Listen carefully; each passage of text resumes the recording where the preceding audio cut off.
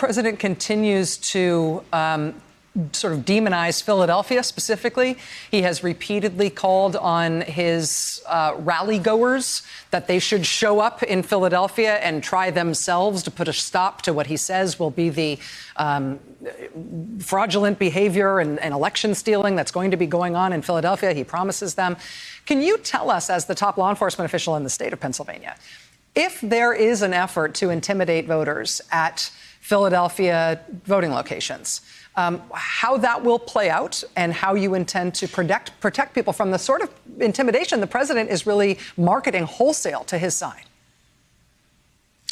It is disappointing that we have a president that's encouraging voter intimidation, but we're drowning that out, and we're focused on making sure that everyone has a safe and secure election day.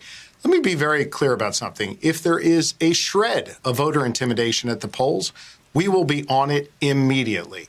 Law enforcement has been coordinating on this issue for the last several months, 4 or 5 months.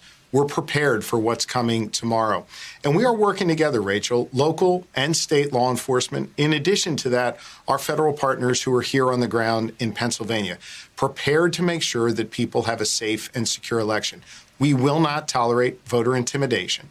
When the president talks about sending people to watch at the polls, let me be very clear. We have laws in this Commonwealth that govern who can be a poll watcher and that govern the behaviors of those poll watchers. And if we see someone showing up at the president's behest to watch things who isn't a registered poll watcher, who is doing things that are against the law, it will be met by a swift response from hopefully the local judge of elections, if not law enforcement in that community. We simply will not tolerate it.